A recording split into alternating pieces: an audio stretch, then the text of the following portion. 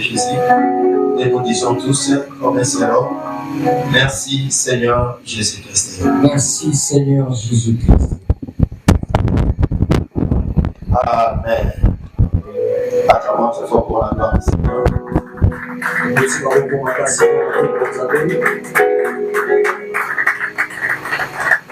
Shalom, shalom. Shalom. Je bénis Dieu parce qu'il est le maître des temps et des circonstances. Lui qui a prévu que ce matin nous puissions nous retrouver en ces lieux. Car hasard n'existe jamais. Et notre grand problème, c'est de réaliser ce dont le Seigneur nous a donné comme vision.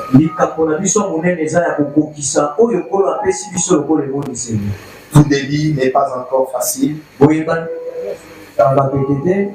Mais je sais que le grand problème, c'est d'accomplir la tâche de Dieu qu'il nous a donnée. Lorsque le Seigneur viendra, il va nous demander des choses que lui-même nous avait dit. Si on avait fait tel qu'il nous avait donné.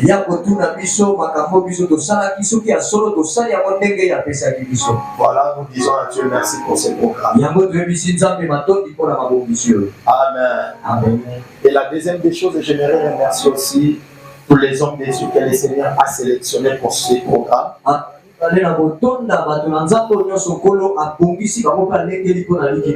Ce sont des hommes remplis de l'esprit qui ont de la sagesse de Dieu. Ils ont quelque chose à dire, à apporter pour l'église de notre pays. Voilà pourquoi que le bon Dieu les utilise tous dans leur intervention pour la bénédiction de l'église.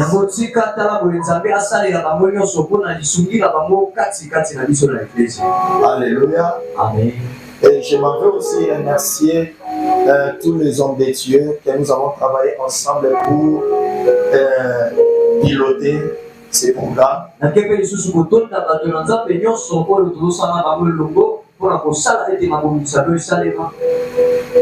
Et je pense que nous avons mouillé les maillots.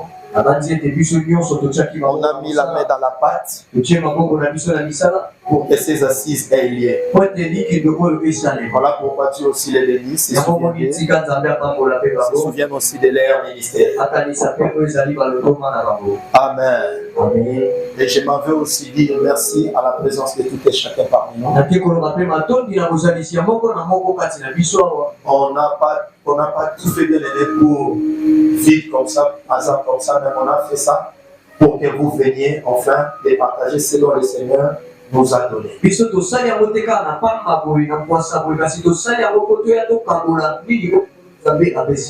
Ta présence, ça nous réconforte et ta présence nous pousse encore d'aller de l'avant. Et que le bon Dieu te bénisse aussi. Dieu est la raison de cette conférence. Parce que nous sommes des citoyens du royaume. Alléluia. Amen. Alléluia. Amen. Alors au finish, j'aimerais remercier tous mes enfants de l'église qui ont participé pour la réalisation de cet événement.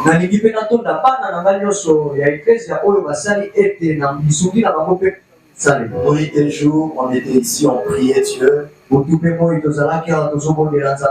pour que nous puissions accomplir la vision telle que le Seigneur nous a assignée. Et que Dieu les bénisse aussi à vous. Amen. Amen. Amen. Amen. Vous savez, dans notre corporation État-Église, je l'ai toujours dit, on n'est pas égaux. Il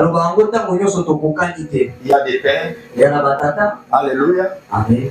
Au-delà des pères, il y a des amis, il y a aussi des petits. Alors, je vous remercie tous. Alléluia. Amen. Que le bon Dieu vous bénisse. Alors, nous courons derrière la montre parce que nous avons des orateurs aujourd'hui, moi-même, et c'est celui qui va venir après moi.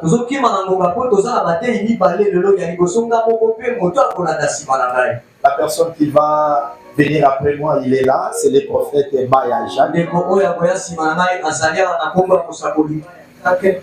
Et voilà, sur ce, on est censé de bien faire les choses pour ne pas perdre l'état. Alors, étant les visionnaires de ces assises, j'aimerais d'abord expliquer pourquoi le Seigneur nous a donné ces programmes pour partager ensemble avec nous. Et pourquoi aussi on a intitulé cela la conférence des verdures. Alors, lorsqu'on parle de conférence, on veut tout simplement définir d'abord ce mot. C'est quoi la conférence? Je ne vais pas emprunter les mots des païens, mais je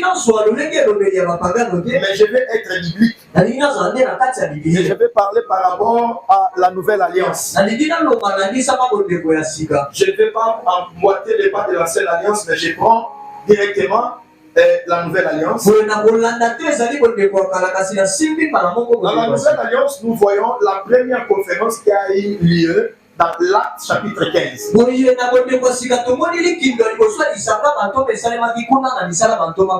Où on voit comment l'apôtre Paul avec Barnabas s'est retrouvé quelque part prêchant la bonne nouvelle. Prêchant la bonne nouvelle de la grâce. Mais comme il y avait la multiplication des croyants à ce temps, les Juifs qui donnaient leur vie en Jésus étaient attachés toujours à la loi de Moïse. Ils voulaient associer la grâce et la loi. Voilà pourquoi moi je dis souvent ceci. Si nous ne comprenons pas faire la différence entre la loi et la grâce, c'est tout un problème. Des gens dans les problématiques qui rongent l'église actuelle parce qu'il y a des prédicateurs qui ne savent pas mettre la différence entre la loi et la grâce.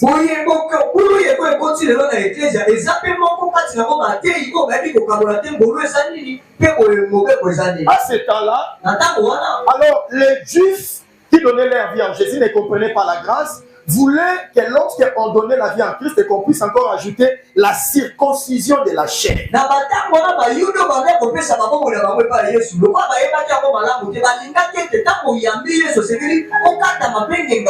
Alors ça a causé une vive discussion entre Paul et Barnabas avec l'autre camp. Alors ils se sont consentis de monter à Jérusalem vers les apôtres, ce qui était considéré comme le pilier pour exposer ces camps. Alors ils étaient montés ensemble et en exposant leur exposé, c'est-à-dire les problématiques. Et c'est alors que nous voyons la première conférence de l'église. Je dis actuellement les problématiques qui nous entourent si facilement. Étant le ministre de Dieu, on est censé organiser la pluralité des conférences. Voilà pourquoi je demanderai au ministre de Dieu, si vous attendez l'un de nous organiser une conférence, n'hésitez pas d'aller. Parce que certainement l'église a des sérieux problèmes. Alléluia. Alors si c'est la Bible dit, ils avaient plutôt trouvé la solution à ces problèmes-là. Les salines ne dépendent pas de la circoncision extérieure.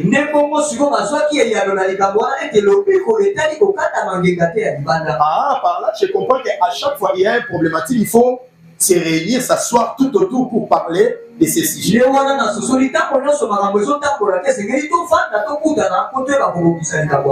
Alléluia.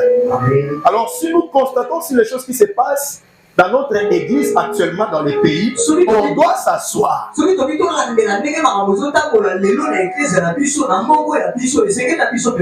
Parce que chacun a reçu une portion de la part de notre Dieu.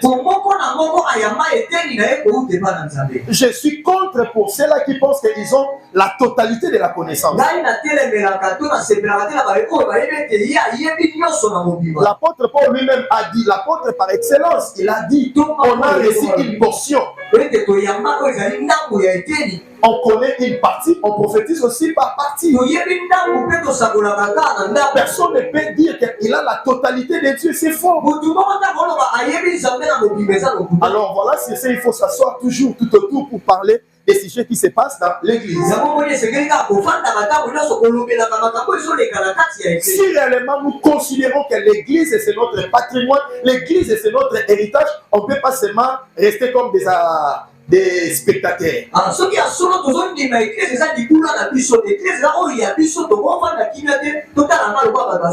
que parmi nous, lorsqu'on voit les choses qui se passent à l'église, moi je crois qu'il y a des vrais parmi nous. Mais ces vrais-là ne se lèvent pas. C'est ça qui ronge mon cœur. Si vous regardez dans les terrains, il y a que les faux bien-aimés qui parlent au nom de l'église. Mais les vrais ne parlent pas. Mais pourquoi les vrais ne parlent pas? C'est un problème. Alléluia. Alléluia. N'oubliez pas ce que l'apôtre nous avait dit. C'est-à-dire l'apôtre Paul, on n'a pas reçu un esprit de timidité. Parce que les vrais ont la timidité, bien les on ne peut pas croire, on ne peut pas imaginer. Les vrais n'arrivent pas à affronter l'église. Parler de l'église. On laisse les faux brandir les choses de l'église. Voilà pourquoi nous nous retrouvons dans des telles situations. Voilà, on s'est dit il faut se lever pour parler au nom de l'église. Alors pourquoi nous disons que c'est une conférence de la verdi? Nous donnons ça à l'église appartient à Jésus. L'église n'appartient pas à un homme. Même lorsque l'apôtre Paul est arrivé au Corinthe, et il dit ceci: j'ai posé le fondement comme un sage architecte. Et celui qui vient après moi mettre sa pierre dessus, qu'il la fasse avec intelligence. Mais on ne peut pas changer le fondement. Alors le fondement, Paul explique ça clair. Et il dit le fondement c'est Jésus. Alléluia. En parlant de l'église, c'est Jésus. Ce n'est pas un homme. Mais aujourd'hui, l'église est devenue des propriétés privées des hommes. Il y a des chefs coutumiers dans nos églises. Des propriétaires qui pensent que c'est eux qui fondent l'église. Il y a même un qui a dit ceci. Même s'il n'y a pas des intercesseurs, même s'il n'y a pas de chanteurs, moi seul je veux faire le travail. Et on sera plein. Une telle personne en écoutant de telles déclarations. Le Seigneur Jésus lui-même, 100% Dieu, il n'a pas travaillé seul. Il a choisi les 12. Maintenant, qui es-tu pour dire que même si vous n'êtes pas là, moi, c'est moi l'église. Non, ça ce n'est pas l'église de Jésus. C'est l'église des autres. Si c'est l'église de Jésus, c'est Jésus. Même si tu n'es pas là, c'est Jésus. Je dis que même si tu n'es pas là, c'est Jésus. Voilà, nous disons ceci. Nul n'est indispensable. Salomon a dit, une génération s'en va et une autre vient. Si le Seigneur ne vient pas, tu vas passer. Même si aujourd'hui, on t'appelle les super papes, on t'appelle l'archibishop, on s'appelle l'archevêque. Je ne sais pas comment un autre nom. Peu importe ce nom-là. Si Jésus ne vient pas, tu vas rencontrer la mort. Tu vas partir. Si Pierre est mort, si Paul si dans notre époque, si Paul pouvait être là, peut-être qu'on allait les vénérer, on allait les placer à la place de Dieu. Mais je vois dans la Bible, quelque part, on voulait vénérer les apôtres, on voulait vénérer Paul et Silas. Mais ils se sont dit, non, ce n'est pas nous. Les autres même, on les nommé. Toi tu es Judas, toi tu es tel. Mais l'apôtre dit, non, non, non, non, non. Élevons Jésus. L'église de mon pays. Alléluia. Amen. Alléluia. Amen. Ça me fait mal. Dans la même église, on a entendu encore des choses.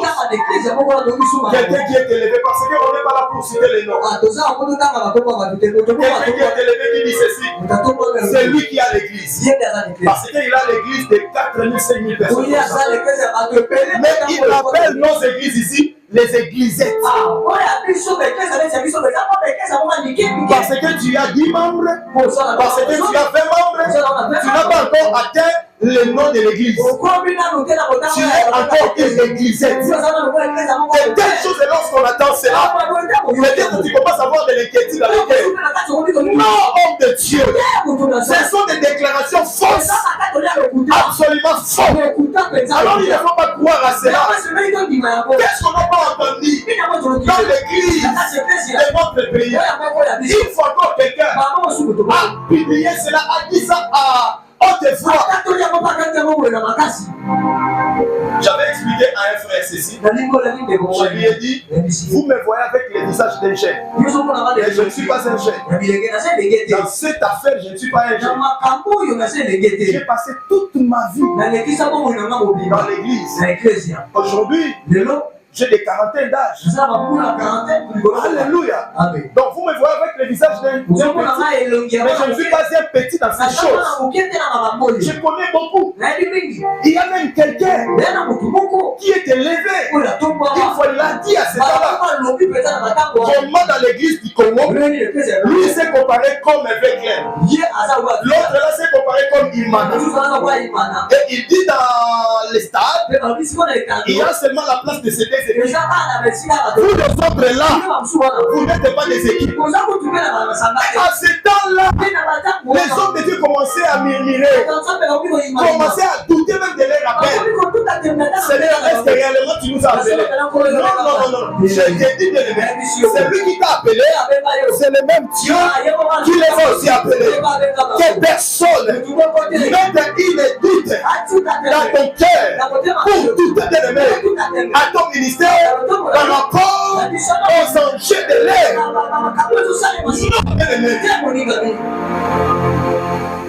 Alléluia. Amen. Alléluia. L'église de mon pays. Il y a beaucoup de compartiments, des choses. Si nous voulons parler, on ne va pas terminer. Mais par la grâce de Dieu, on est en train seulement de brosser. Parce qu'il y a vraiment des hommes de Dieu poétiques, qualifiés par Dieu, qui vont nous expliquer ce qu'eux aussi voient par rapport à notre église.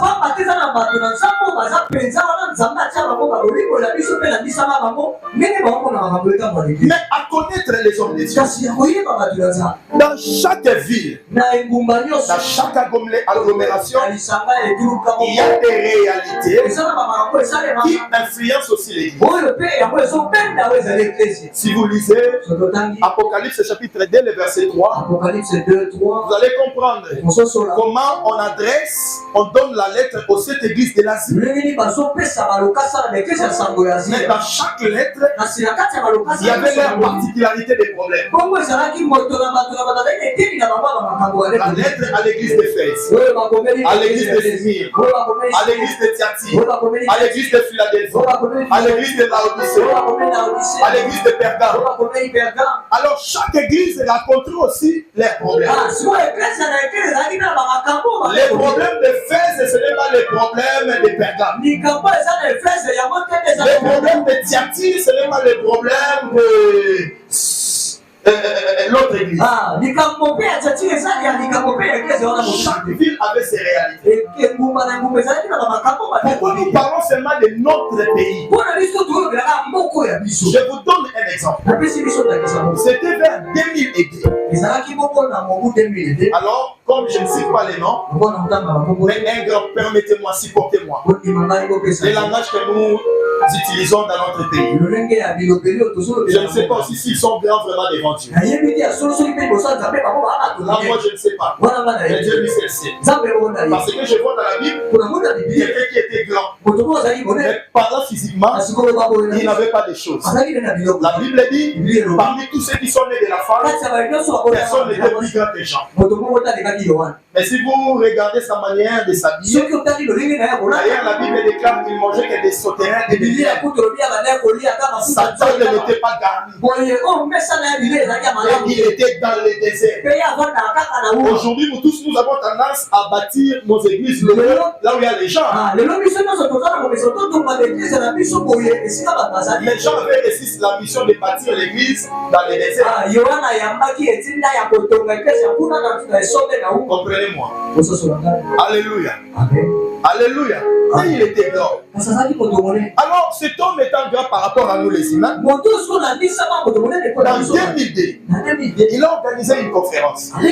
Dans cette conférence-là, il a invité les bishops Mike Okonkwo.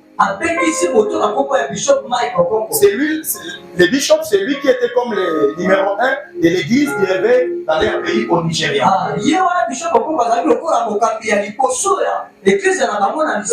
Alors la personne avait embelli son lieu de travail. Lorsque le bishop Mike est venu, il regarde les chapelles, comment on avait embelli. Nous, à ce temps-là, on disait que l'homme de Dieu a fait ça bien. Hein? Mais maintenant, le bishop, quand il a pris le niveau, il a dit il dit révérend. Ça, c'est quoi? À ton niveau, tu ne peux pas faire ça. Il dit ça dans la réunion, pas dans la réunion, non dans les secrets. Et il dit, voyez-nous au Nigeria,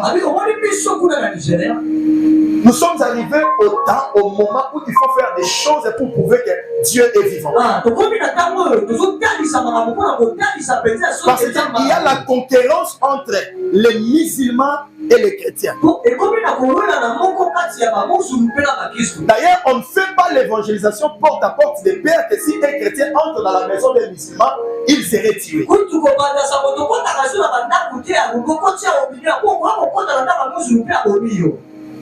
Voilà, c'est ça, il faut manifester comme Élie avait dit, si Dieu est Dieu, qu'il manifeste qu'il est Dieu. J'aimerais que lorsque tu vas encore m'inviter aux prochaines réunions,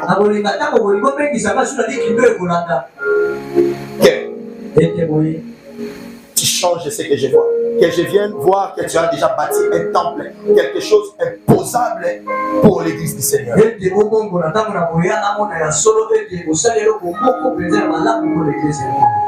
Alléluia. Amen. Alléluia. Amen. On était là. On a entendu ça. C'est une réalité. C'est la réalité de l'église. Alors nous aussi bien aimés, nous avons notre réalité.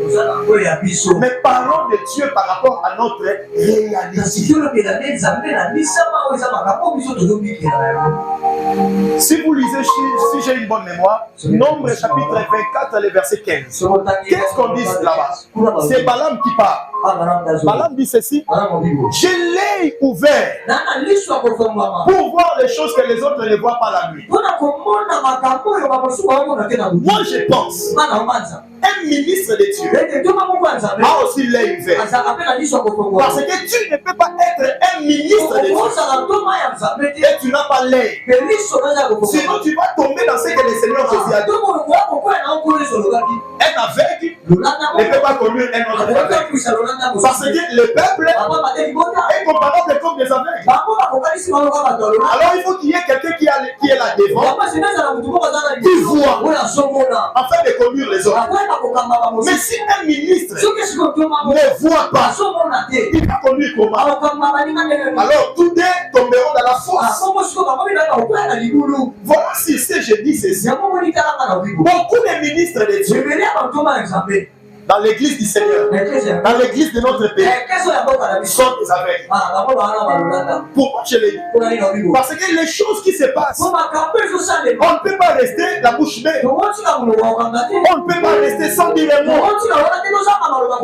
Alors si nous sommes sentinelles, alors nous devons dire des choses qui se passent là. C'est-à-dire là où il y a la confusion, là où il y a les noirs, là où les autres ne voient point. Il faut donner un mot. Moi j'avais vu ceci. Voilà pourquoi je parle. Alléluia. Souvenez-vous des apôtres. À ce temps-là, ne pouvaient pas faire face, bien aimé, au Sanhédrin. Mais j'aime le courage de Pierre. On les fouettait. 40 coups présents. Mais Pierre dit, jugez-vous si cela est convenable. Obéir à vous pour obéir à Dieu. Malgré il était là devant les autorités, mais il n'a pas fermé sa bouche parce qu'il voyait les choses que les autres ne voyaient pas. Un ministre de Dieu qui voit bien ne peut pas fermer sa bouche. Jamais. Je dis jamais. Voilà pourquoi nous vous incitons, les hommes de Dieu, de prendre, de monter de l'élément afin de parler sur l'église, de parler de l'élément. Parce qu'il y a des choses que si vous écoutez, vous n'allez pas croire. On était dans une conférence ici à Makala. On avait invité le général Soli. Le général a pris la parole. Il a révélé même un point qui lui a fait du mal. Il y avait un homme de Dieu qui était décédé. On le plairait ici à Fiki. Mais vous savez ce qui est arrivé? Il y avait une prophétesse qui passait à la télé pour lui-même. Alors le général voulait se soulager. Comme il n'y avait pas un lien, alors son staff a cherché quand même un lien pour que le général se soulage. Pendant que le général tournait les conteneurs qui étaient là, il a trouvé la prophétesse qui passe à la télé en train de filmer les chambres. Le général a dit, mais c'est toi qui passes à la télé, n'est-ce pas? Oui, c'est moi. Général lui dit, comme tu filmes la chambre, désormais, le jour où je te verrai passer à la télé, moi je vais te maudire. Et depuis lors, la prophétesse ne passe pas à la télé. Vous voyez des choses qui se passent à l'église. Beaucoup de choses. Mais on est là, ça ne me concerne pas. Toi, tu vois seulement ta maison, tu vois seulement à manger, tu vois seulement. Voilà pourquoi ce matin, je te pose la question par rapport aux enjeux de l'air, par rapport aux problématiques de l'église. Qu'est-ce que tu vois? Le Seigneur lui-même a posé la question à Jérémie. Que vois-tu? Et Jérémie a répondu, je vois une branche d'amandier. Le Seigneur lui dit, tu as bien vu. Si le Seigneur te pose la question aujourd'hui, que vois-tu? Tu vas lui répondre quoi? Bon, ce que tu vas lui répondre, si réellement tu es ministre de Dieu, est-ce que tu vas fermer la bouche? Je ne pense pas. Il y a des choses qu'on a introduites dans l'église, on se pose la question, ça vient d'où? Entre dire, mais dans tous les motuna, où est-ce qu'il sera? Ça, ce n'est pas ma façon de voir ma philosophie, non. Mais dans tous les cas, motuna. Nanyango aloba soki bato basangani bato na nzambe tokoki ko louer te. Les hommes de Dieu n'aiment pas louer. Bango faut que la bango musique ya. Et ça motuna, vous savez dans le ministère, si vous n'avez pas la curiosité, vous n'irez pas loin. Ce qui a fait la différence entre Pierre et les autres, parce que Pierre avait la curiosité, c'est que les autres n'en veulent pas.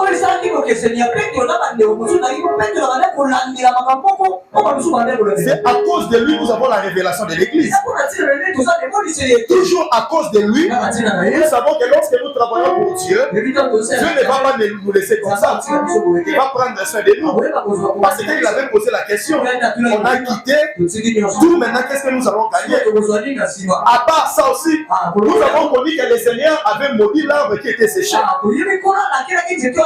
Parce que le Seigneur avait parlé seulement. Ils ont passé.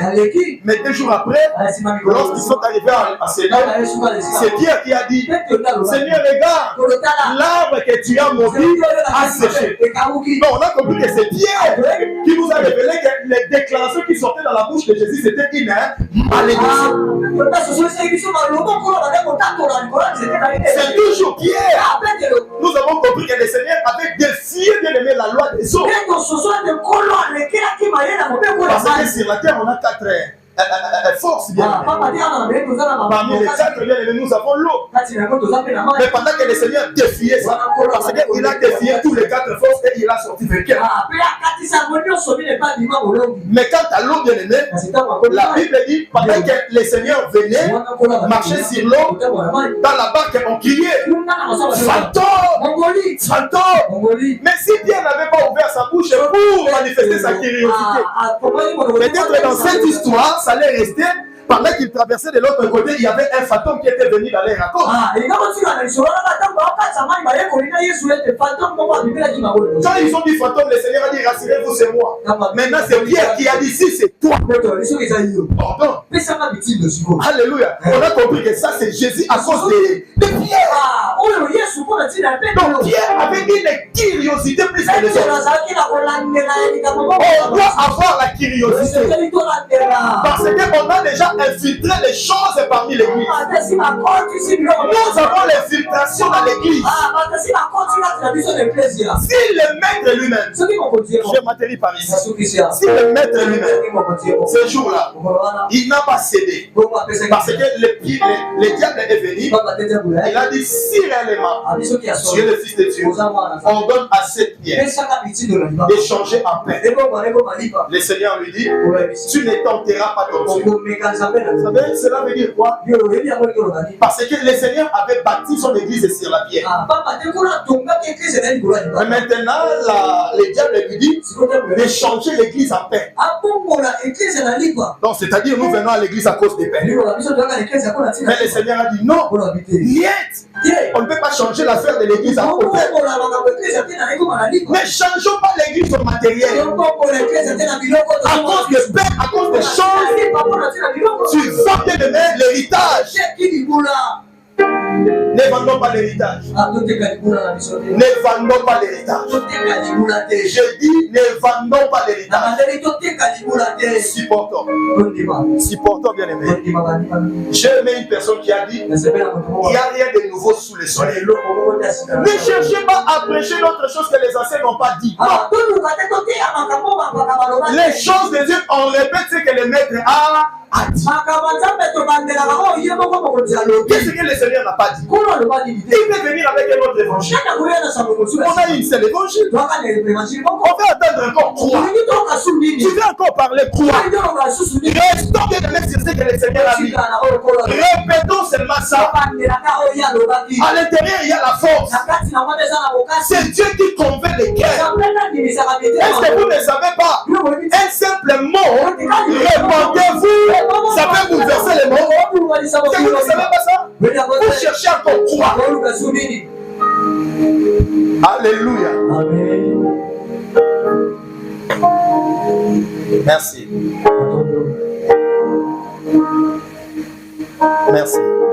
Avec humilité. Merci. Vous êtes les hommes de Dieu. J'ai bouclé mon message.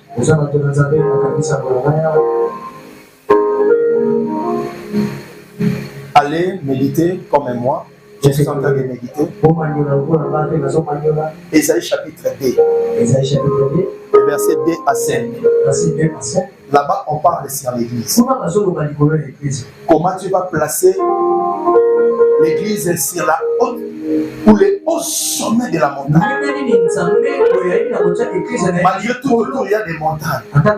Mais le Seigneur a placé son église sur les sommets. Malgré tout, autour, il y a des sectes, il y a des réalités. Parce qu'en parlant des montagnes, nous sommes des prédicateurs. C'est le royaume, l'autorité, la domination.